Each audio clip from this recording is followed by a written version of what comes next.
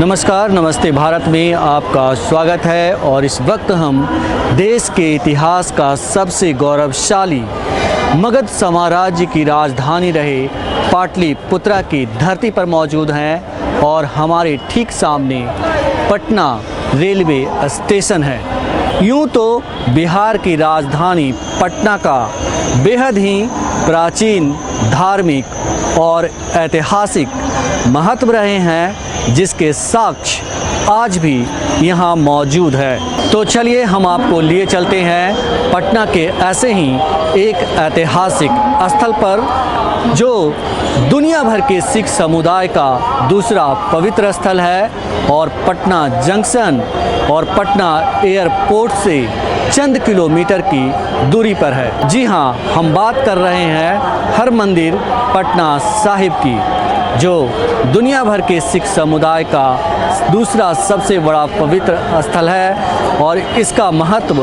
आप इससे समझ सकते हैं कि ये देश के 5 तख्तों में दूसरा स्थान रखता है। तो चलिए हम आपको लिए चलते हैं हरमंदिर पटना साहिब।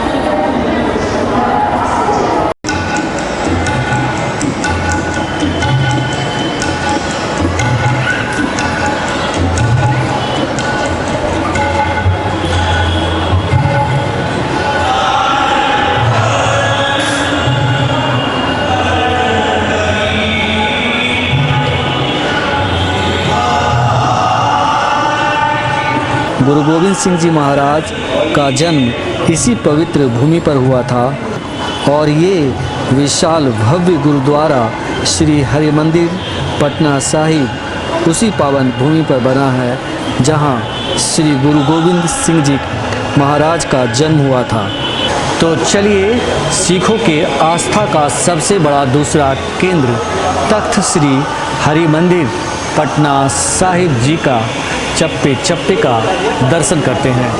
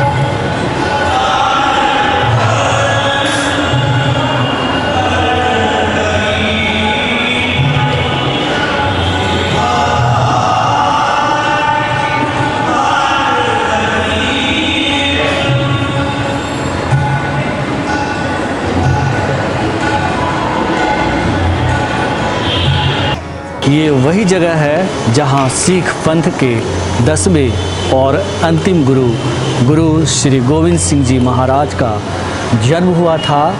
लेकिन इसका महत्व इतना भर नहीं है, बल्कि इससे कहीं ज़्यादा है। इस पावन भूमि पर सिख पंथ के 3 गुरुओं के चरण पड़े हैं। उनमें हैं पंथ श्री गुरु नानक देव जी महाराज, 9वें गुरु श्री तेग बहादुर सिंह जी महाराज और अंतिम गुरु श्री गोविंद सिंह जी महाराज। कभी पाटलिपुत्रा के नाम से जाना जाने वाला पटना का इतिहास बेहद ही गौरवशाली, प्राचीन, धार्मिक रहा है और तख्त श्री हरिमंदिर पटना साहिब उसमें 4 चांद लगाने का काम करता है। पटना साहिब के इतिहास की शुरुआत लगभग 1507 ईस्वी में हुई थी, जब सिखों के प्रथम गुरु नानक देव जी अपनी पहली यात्रा के समय पटना अपने शिष्यों के साथ आए थे और अपने एक भक्त जैतामल के पास गाय घाट स्थित इसी गुरुद्वारा में ठहरे थे।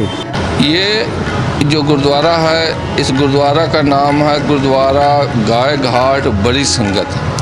ये तख्त श्री पटना साहिब से पहला बड़ा गुरुद्वारा है। यहाँ पर एक भगत जैतामल जी हुआ करते थे, जिनका ये स्थान है। उनका उम्र 350 साल हो चुका था। जब गुरु नानक देव जी यहाँ पर पहुँचे, उन्होंने हाथ जोड़ के उनसे प्रार्थना किया, बेनती किया कि महाराज हमको मुक्ति की दात बख्शीश कीजिए। तब गुरु साहब जी कहने लगे भगत जैतामल जी को कि आपकी उम्र अभी बहुत बाकी है, संसारी सुख भोगना बाकी है। हम फिर आवेंगे नामे अवतार में गुरु तेग बहादुर जी के रूप में, उस टाइम हम आपका मुक्ति करेंगे। भगत जी कहने लगे महाराज गुरु तेग बहादुर जी आने में हले काफ़ी समय है, सो आप कृपा कीजिए, हमें एक दुख है वो दुख दूर कर दीजिए। गुरु साहब कहने लगे क्या दुख है, हम दूर कर देते हैं। भगत जी कहने लगे हम गंगा स्नान कर लेते हैं, तब जाके हम जल पानी छकते हैं। उम्र काफ़ी हो चुका है, शरीर वृद्ध हो चुका है, गंगा हमसे जाया नहीं जाता, कृपा कीजिए हमको समर्था ताकत बख्शिए कि हम गंगा स्नान कर सके। तब गुरु साहब की कहने लगे भगत जी आपको गंगा जाने की ज़रूरत नहीं है, गंगा खुद चल के यहाँ पर आके आपको स्नान करा के जाया करेगी। भगत जी कहने लगे महाराज ये गंगा यहाँ चल के आएगी तो और जीव जंतु को दुख होगा। गुरु साहब कहने लगे भगत जी गंगा किसी जीव जंतु को दुख नहीं देगी, गंगा गाय के रूप में आएगी और आपको स्नान करा के जाया करेगी। यहाँ पर एक कुंड है, उस कुंड में भगत जी बैठ जाते थे और गंगा गाय के रूप में आती थी और मुंह से पानी गिराकर उनको स्नान करा के रोज ही जाया करती थी। इसीलिए इस जगह का नाम गुरुद्वारा गाय घाट पड़ गया। ये वही कुंड है जहाँ पर भगत जैतामल जी बैठ जाते थे और गंगा गाय के रूप में आती थी और मुंह से पानी गिरा के स्नान करा के जाया करती थी। उसका आप दर्शन कीजिए। जब गुरु तेग बहादुर जी महाराज परिवार समेत माता गुजरी जी, मामा कृपाल जी, पूरा परिवार समेत यहाँ पर पहुँचे, उस टाइम भगत जैतामल जी अपने कमरे में सिमरन भजन कर रहे थे। उन्होंने आवाज़ मारी भगत जी दरवाज़ा खोलो। ते भगत जी अंदर से कहने लगे आप कौन हो। बाहर से गुरु साहब बोले हम गुरु तेग बहादुर जी साहब हैं। तब भगत जी कहने लगे महाराज आप तो समर्थ गुरु हो, आपके वास्ते कोई दरवाज़ा बंद नहीं हुआ है, आप अंदर चल के आ जाओ। उस टाइम भगत जी के कमरे में एक छोटा सा खिड़की खुला था। गुरु साहब जी उसी खिड़की के रास्ते छोटे रूप धारण करके अंदर प्रवेश किए। फिर गुरु तेग बहादुर जी महाराज भगत जैतामल जी को गुरु नानक स्वरूप होके दर्शन दिए और भगत जी दर्शन करते ही इस संसार से मुक्त होके विदा हो गए। फिर गुरु तेग बहादुर जी महाराज अपने हाथ से ही इसी स्थान पर उनका अंतिम संस्कार किया। ये खिड़की है जी, जिस खिड़की से गुरु साहब जी गुरु तेग बहादुर जी महाराज परिवार समेत घोड़े सने संगत अंदर प्रवेश किए थे छोटे रूप धारण करके। उस खिड़की का आप दर्शन करो जी। अब ये इसके अंदर क्या है, कमरा है? वो तो दीवार है पीछे से जी। हाँ, उधर से ही अंदर आए थे। उस टाइम तो मतलब समझिए पूरा सुनसान जगह था, पूरा खुला जगह था। उस तरफ से अंदर प्रवेश किए थे। इस हाँ, इस रूम में। और ये माता गुजरी जी का चक्की है। जब माता गुजरी जी यहाँ पर ठहरे थे तो चक्की मंगाकर आटा पीसकर संतों को छकाती थी प्रसादा बनाकर। तो ये सब तो 400-300 साल पुराना है। हाँ, पुराना।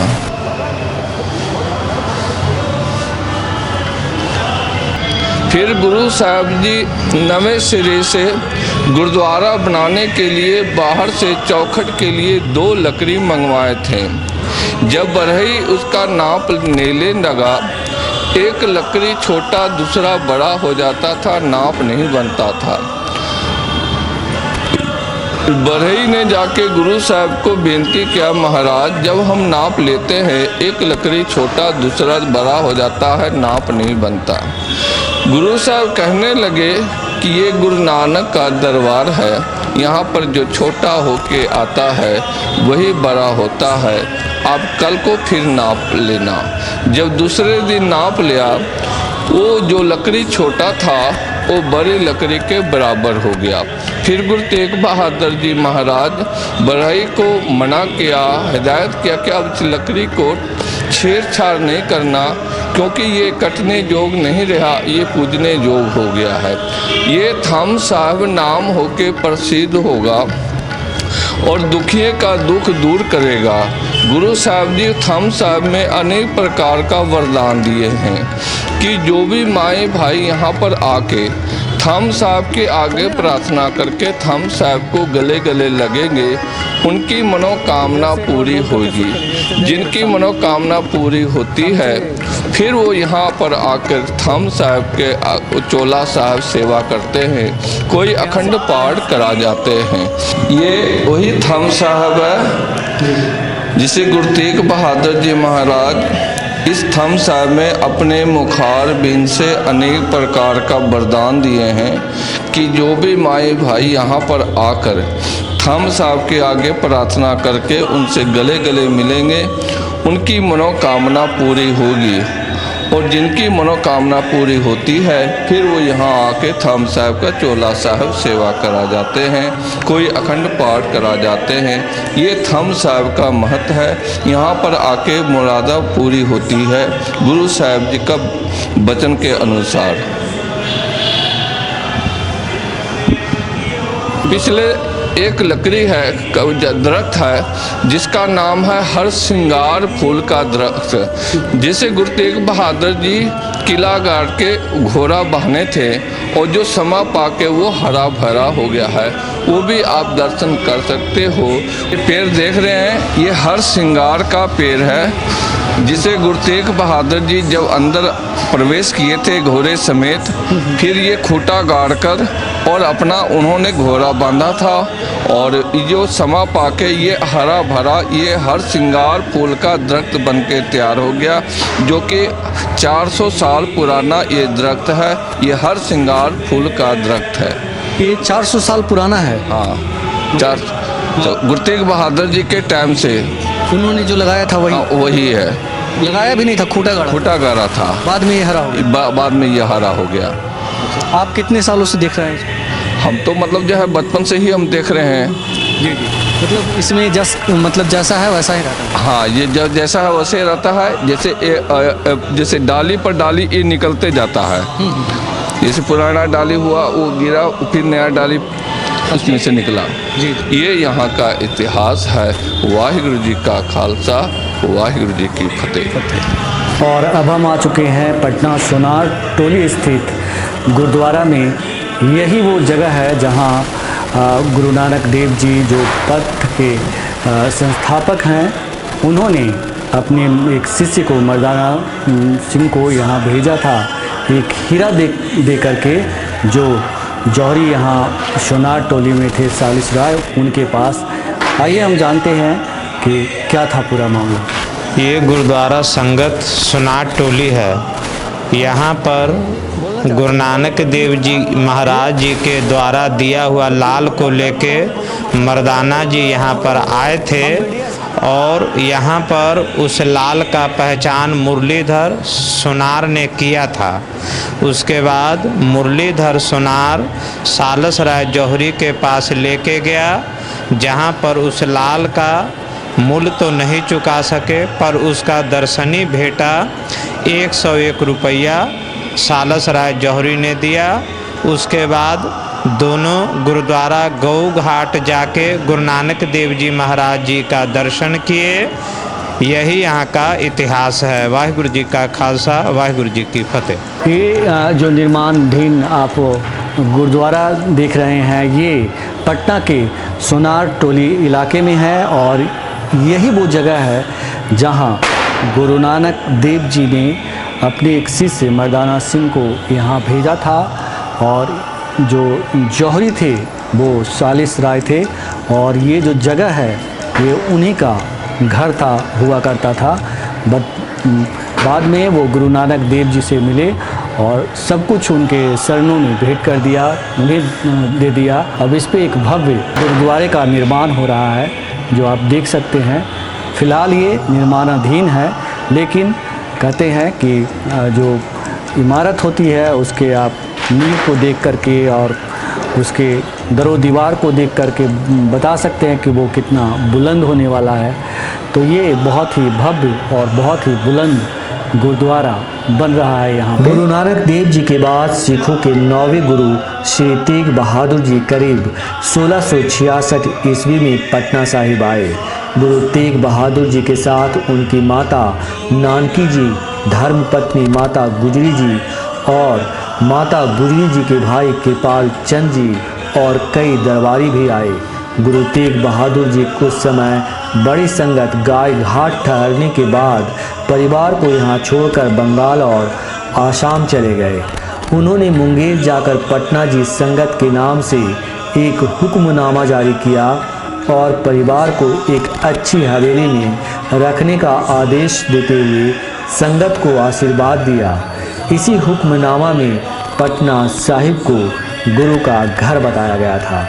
तो चलिए हम एक बार फिर लौटते हैं गुरु का घर यानी गुरुद्वारा श्री हरमंदिर पटना साहिब। कहते हैं इसी पवित्र भूमि पर 22 दिसंबर 1666 ईस्वी को गुरु गोविंद सिंह जी का जन्म हुआ।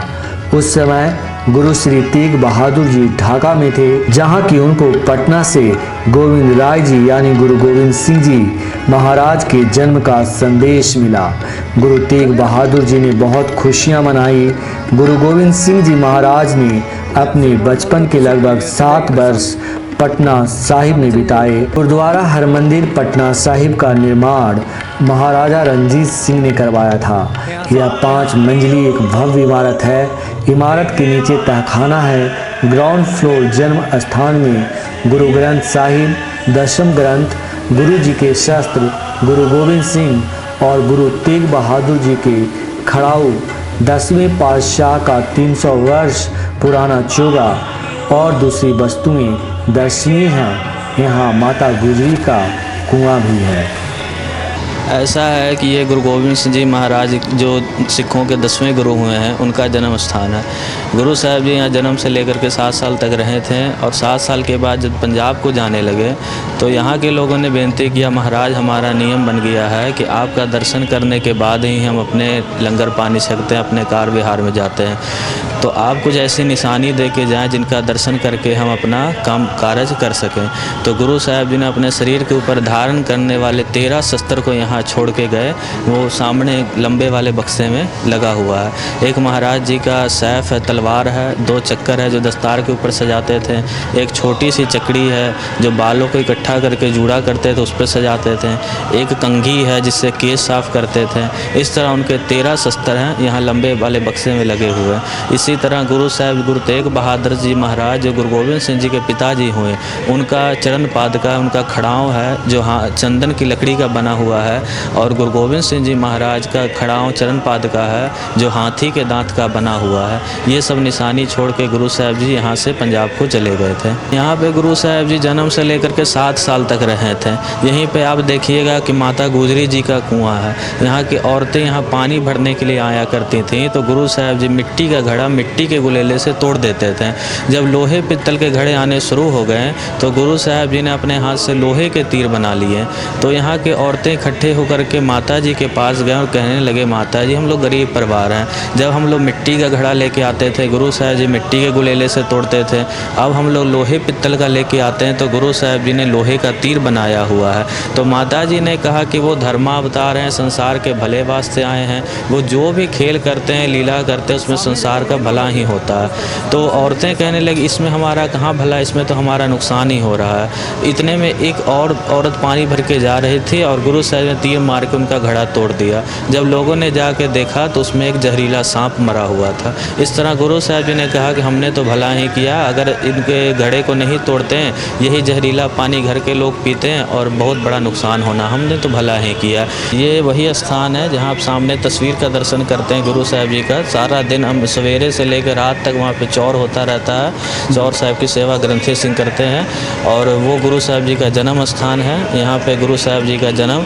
22 दिसंबर सन 1666 ईस्वी में हुआ था।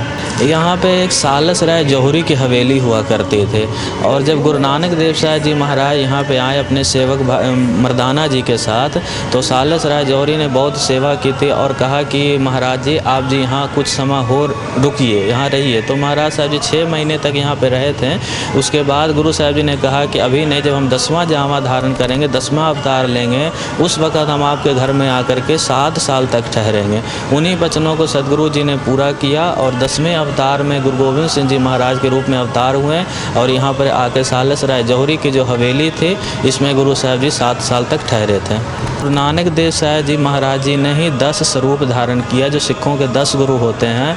बस शरीर बदलता गया लेकिन जो आत्मा सी जोत थी वो एक ही जोत 10 गुरु साहब जी के शरीर के अंदर जलती रही। एक ही जोत है। गुरु नानक देव जी, गुरु अंगद देव साहब जी महाराज, गुरु अमरदास साहब जी, इसी तरह जितने भी गुरु साहब जी हुए 10वें गुरु तक, वो सब एक ही अवतार हुए। गुरु नानक देव जी का जो जोत था, जो उनका सिद्धांत था, ज्ञान था, वही 10वें गुरु साहब जी में भी रहा। और मान के चलिए कि गुरु नानक देव जी के ही सारे ही अवतार जितने भी गुरु साहब जी हुए हैं सब गुरु नानक देव जी के ही रूप थे। और अब हम आ गए हैं गुरुद्वारा बाल लीला, जिसे मैनी संगत भी कहा जाता है। मैनी संगत के बारे में कहा जाता है कि यहाँ जो है श्री गुरु गोविंद सिंह जी महाराज ने कई चमत्कार दिखाए थे और उनके कई धरोहर आज भी यहाँ पे रखे हुए हैं। तो चलिए हम देखते हैं कि क्या कुछ है यहाँ मैनी संगत में। वाहिगुरु जी का खालसा वाहिगुरु जी की फतेह। गुरु प्यारी साध संगत जी, गुरुद्वारा बाल लीला मैनी संगत श्री पटना साहिब जी दे आप दर्शन कर रहे हो। तहीं प्रकाश हमारा भैया पटना शहर विखै भव लिया। ये गुरुद्वारा बाल लीला मैनी संगत श्री पटना साहिब है। इस स्थान ते पहला पहल पटने साहिब दे राजा फतेह चंद मैनी खत्री दे खानदानी सुंदर विशाल महल होया करते थे। उनकी रानी का नाम राजमाता वसुंधरा देवी रानी मैनी थी और उनके घर में कोई संतान नहीं थी, जिस कारण राजा और रानी के मन में यह इच्छा रहती थी कि हमको भी भगवान कोई पुत्र बख्शे, बालक बख्शे। जद गुरु जी बाला प्रीतम चोजी प्रीतम धन धन साहिब श्री गुरु गोबिंद सिंह जी महाराज इधर खेलने के लिए अपने साथियों सहित आते, राजमाता दर्शन करके फिर भगवान से विनतियाँ करती।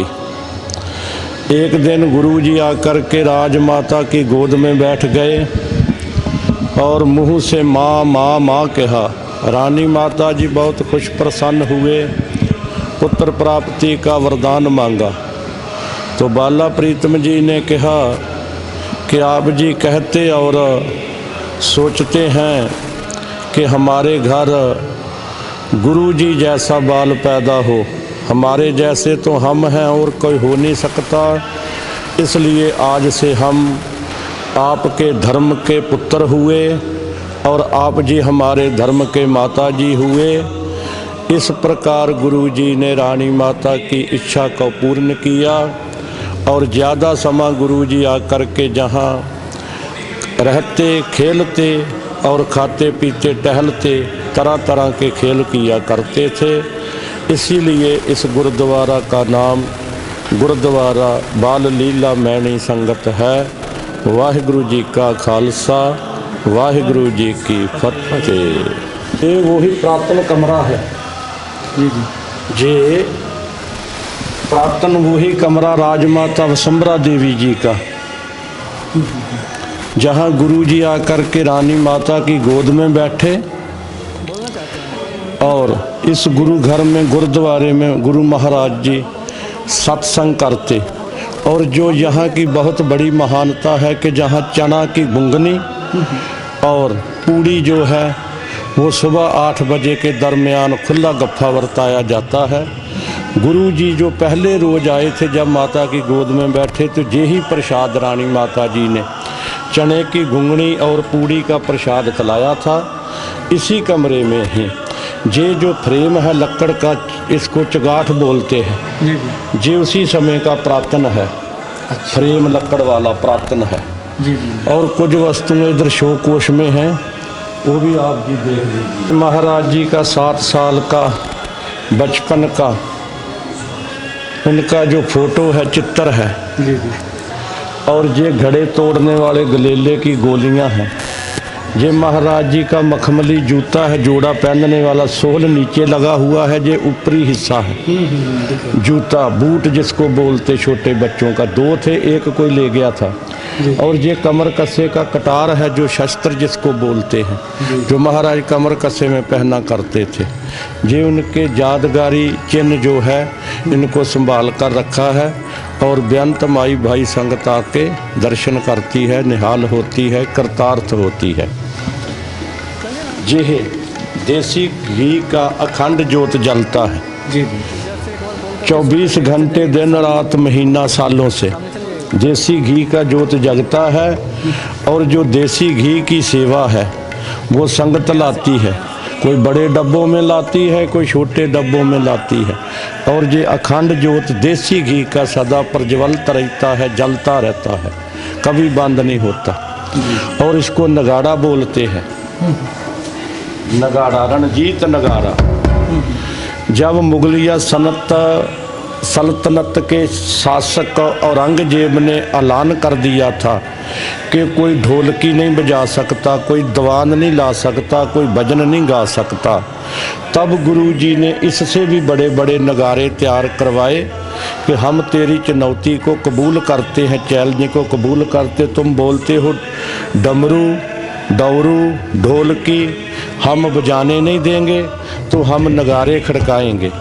उसी समय से ये आनंदपुर साहिब से चलता है, बजता है, और तख्तों और गुरुद्वारों में भी कि हम जो धर्म पर राजनीतिवान कोई किसी प्रकार का दबाव डालता है उसको परवाह नहीं करेंगे। हम स्वतंत्र हैं, स्वतंत्र रहेंगे। ये रणजीत नगारा ये ही आदेश देता है सभी को। हम बुद्ध धर्म के भी स्थानों में गए, वहाँ भी बजता है, लेकिन वो ढोल की तरह का है।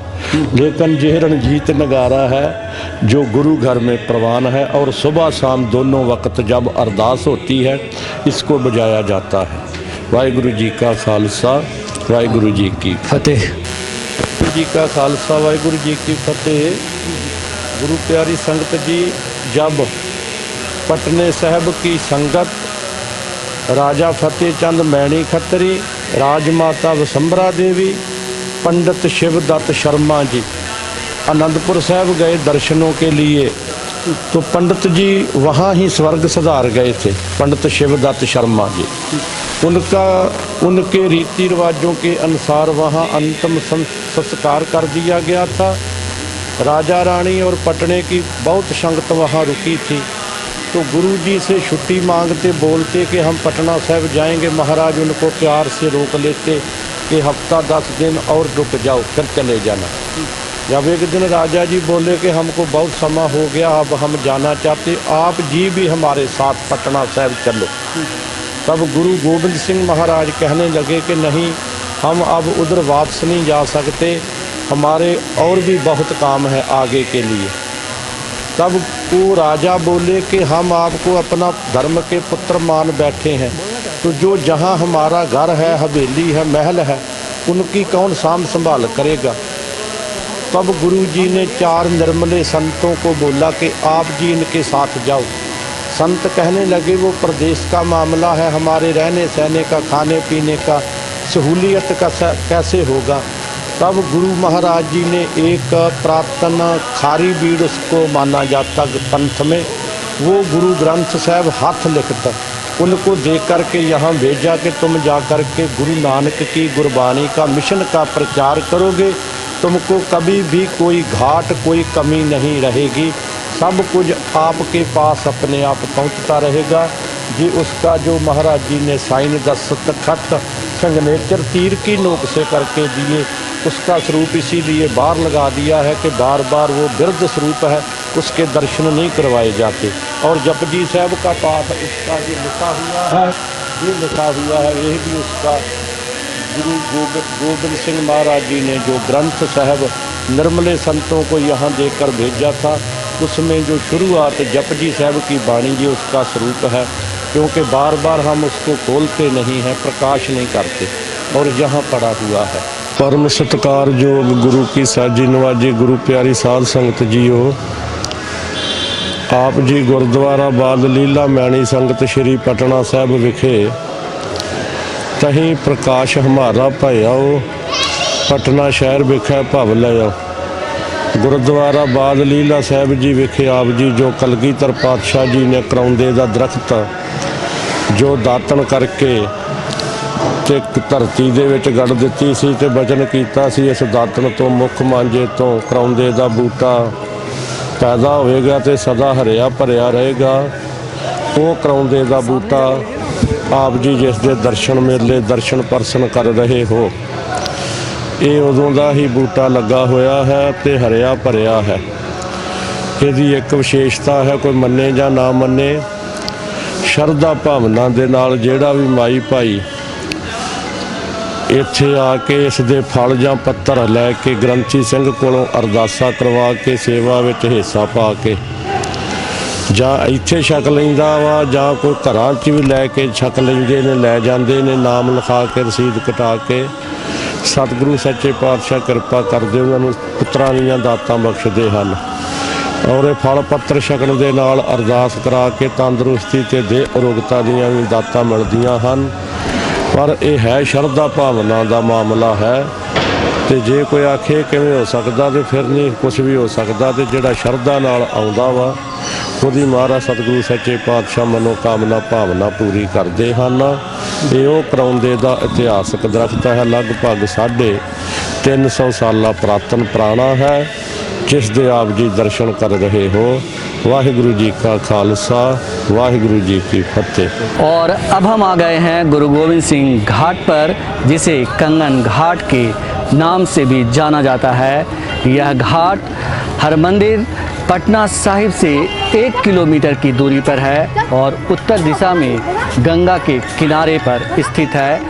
कहते हैं कि इस घाट पर बचपन में गुरु गोविंद सिंह जी महाराज खेलने आया करते थे और अपने साथियों के साथ यहाँ गुलूल, तीरंदाजी और निशाना लगाने का जो है गुर सीखते और सिखाते थे।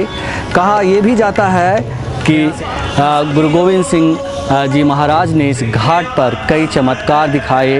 कहते हैं एक बार गुरु गोविंद सिंह जी महाराज अपने साथियों के साथ इसी गंगा के तट पर, इसी कंगन घाट पर खेलने आए थे और इस दौरान उनका एक कंगन खो गया और जब वो अपने घर वापस लौटे तो उनकी माँ गुजरी माता ने उनसे पूछा कि आपके कंगन कहाँ हैं। तो फिर वो अपनी माता के साथ इस घाट पर कंगन ढूंढने आए थे और जब यहाँ गोताखोरों ने गोता लगाया तो यहाँ सोने के कंगन ही कंगन पड़े थे और ऐसे में गुरुजी ने कहा कि आप मेरा ही कंगन निकालना, जो बेहद ही मुश्किल था। तो इस तरह के चमत्कार जो है गुरु गोविंद सिंह जी महाराज बचपन से ही लोगों को दिखाया करते थे और उन्हीं चमत्कारों में से कि एक चमत्कार है कंगन घाट से, जिसका जिक्र हरमंदिर पटना साहिब के ग्रंथी भी करते हैं। यहाँ बगल में गुरुद्वारा पड़ता है कंगन घाट, यहाँ भी गुरु साहब जी ने लीला किया। जो हाथ में सोने का कड़ा पाए हुए थे, गुरु साहब जी पहने हुए थे, एक सोने का कड़ा जो गंगा में फेंक दिया। जब माता जी ने कहा कि गुरु साहब जी आप कड़ा कहाँ क्यों फेंके हैं, दसिए बताइए, तो गुरु साहब जी ने अपने दूसरे हाथ का भी कड़ा उतार के गंगा में फेंक दिया। और जब माता जी ने जो मलाह थे उनको कहा कि आप जा करके कड़ा निकालिए, तो वहाँ देखते हैं कि पूरा कड़ा ही कड़ा हो गया है। तो गुरु साहब जी ने कहा कि अपने कड़े ही पहचानना है, सारे कड़े को नहीं छेड़ना है। ये सुन करके सारे लोग हैरान हो गए कि अपने कड़े को कैसे पहचाने, यहाँ तो सारे कड़े एक बराबर ही दिख रहे हैं। और उस गुरुद्वारे का नाम फिर कंगन घाट पड़ गया। वहीं पे एक पंडित हुआ करते थे जिसका नाम था शिवदत्त पंडित, उनको राम रूप के वो भगत थे, उनको राम रूप में गुरु साहब जी ने दर्शन देके उनका भी निहाल किया। इसी तरह यहाँ पे गुरु साहब जी 7 साल तक रहे और बहुत सारी लीला करते रहे हैं। और अब हम आ चुके हैं गुरु के बाग में, जो हरमंदिर पटना साहिब से 6 से 7 किलोमीटर की दूरी पर दीदारगंज इलाके में है। और चलिए हम आपको लिए चलते हैं गुरु के बाग के अंदर और देखते हैं कि यहाँ क्या कुछ है। कहा जाता है कि यहाँ एक विशाल नीम का वृक्ष है और इस वृक्ष को जो है गुरु तेग बहादुर जी ने दातुन करके अपना दातुन जहाँ गाड़ दिया था नीम का, वही दातुन जो है आज विशाल वृक्ष के रूप में यहाँ मौजूद है। तो चलिए हम आपको दिखाते हैं कि गुरु के बाग में क्या कुछ है। बोलना चाहते हैं जी? ये गुरु का बाग है। ये बाग एक समय था रहीम बख्श नवाब का था। उससे किसी साधु महात्मा ने फल मांगा, माली ने फल देने से इनकार किया। साधु महात्मा ने शराब दे को बाग को सुखा दिया। 9वें गुरु तेग बहादुर जी महाराज सिख धर्म का प्रचार करते हुए आसाम गए थे। जब वो आसाम से वापस पंजाब जाने लगे, उस टाइम इस बाग में बैठे। गुरु साहब के चरण पड़ते ये बाग हरा हो गया। ये शुभ दिन था बैसाख सुदी 7वीं का।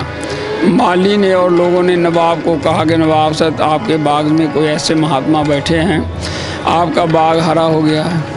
नवाब सुबह में उठा, गुरु साहब के दर्शन के लिए चल के आया।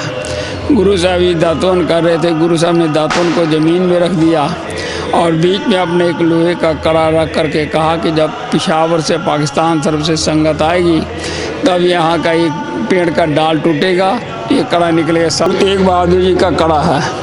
गुरु तेग बहादुर जी महाराज ने नीम के दतमन में इसको रख करके गाड़ा था और कहा था कि जब दूर दूर से संगत आएगी तब इस पेड़ का एक डाल टूटेगा तो उसमें से निकला है। ये सामने नीम का पेड़ है, उसी में से डाल में से निकला है। ये कब निकला था, कितने साल पहले निकला है ना? 1947 के बाद। 1947 के बाद जिस पेड़ में से वो गुरु महाराज ने कड़ा डाला था नीम के दतवन में और कड़ा अंदर आपने दर्शन किया है और उसी में से ये डाल फूटा। एक बार दातुन कर करके ज़मीन में रख के कड़ा रखे थे, वही ये पेड़ है जो गिरा हुआ है। उसी में से फिर दूसरा निकला। अच्छा, ये गिरा हुआ पेड़ में से ही दूसरा नया निकला? नया निकला है। और जिस पेड़ के नीचे बैठे थे वो इमली का पेड़ था। कुछ समय पहले वो गिरा है, उसका ये डाल रखा हुआ संगत के दर्शन के लिए। नवाब ने गुरु साहब के चरणों पर मत्था टेका, नमस्कार किया। गुरु तेग बहादुर जी महाराज ने पूछा कि भाई ये बाग किसका है? नवाब ने हाथ जोड़ के कह दिया ये बाग आपका गुरु का होगा। गुरु साहब ने 3 बार पूछा। 3 बार उसने कहा कि बाग गुरु का आपका है। गुरु साहब ने कहा कि जब ये गुरु का बाग है तो इसके चारों तरफ से तुम दीवार बना दो, कल हो के तुम्हारी औलाद या कोई लड़ाई ना करे। नवाब ने बेनती की महाराज हमारी बेगम को ऐसा रोग दुख है, हमारी औलाद नहीं हुई अभी। गुरु तेग बहादुर जी महाराज ने कहा तुम अपनी बेगम को ला के ये बाग में जो कुआं है कुएं के पानी से नहलाओ। नवाब अपनी बेगम को लेकर आया। जब वो नहाया तो जो भी उसके शरीर पर दुख तकलीफ था सब दूर हो गया। गुरु साहब ने उस टाइम इस कुएं को वरदान दिए, सूखे हरे की खिनमा है, अमृत देश संजीवाय, काटे कट पूरे गुरुदेव से वो को दीनी अपनी से। गुरु साहब ने कुएं को वरदान दिया कि जो को भी श्रद्धा प्रेम से 7वीं के 7वीं यहाँ स्नान करें, गुरु घर में अरदास प्रार्थना करें, उनकी सब मनोकामना पूर्ण होंगी। जिनके शरीर में दुख रोग है, जिनकी औलाद नहीं होती चाहे होकर नहीं रहती है, अभी भी लोग श्रद्धा से लोग नहाते हैं और गुरु घर में अरदास प्रार्थना करते हैं। जब उनकी मनोकामना श्रद्धा पूर्ण होती है फिर यहाँ आकर के अखंड पाठ कराते हैं, सेवा करते हैं और जितना हो सके दान करते हैं। पटने शहर में उस टाइम गुरु गोविंद सिंह महाराज 4.5 वर्ष के हो गए थे। पटने के संगत गुरु गोविंद सिंह महाराज को पालकी में बैठा के लाए। गुरु तेग बहादुर और गुरु गोविंद सिंह महाराज का पहला मिलाप इसी बाग में हुआ है। बाप बेटे के पहले मिलाप की निशानी यादगार में गुरुद्वारा गुरु का बाग है, जहाँ नाम दान स्नान प्राप्त होता है और सब मनोकामना पूर्ण होती है। वाहिगुरु जी का खालसा और फतेह। अच्छा, इस कुएं की क्या है विशेषता? इस कुएं में जिस साधु ने इस बाग को सुखाया था उसका कमंडल और आसन इसी कुएं में से निकाला गया था, दिखलाया गया था। गुरु तेग बहादुर जी ने उसको कहा था इसी में झाँको निकलेगा। इसमें इस कुएं को गुरु तेग बहादुर ने वरदान दिए हैं कि जो लोग इस श्रद्धा प्रेम से 12 सतमी इस कुएं के पानी से नहाएं और गुरु घर में प्रार्थना अरदास करेंगे, उनकी शुभ मनोकामना पूर्ण होगी। जिनके शरीर में दुख रोग है, जिनकी औलाद नहीं होती, चाहे होकर नहीं रहती है, जैसे सूखा बाग हुआ हरा हुआ है, उनकी कुखें हरी होंगी। अभी भी लोग यहाँ श्रद्धा से नहाते हैं और श्रद्धा से अरदास प्रार्थना करते हैं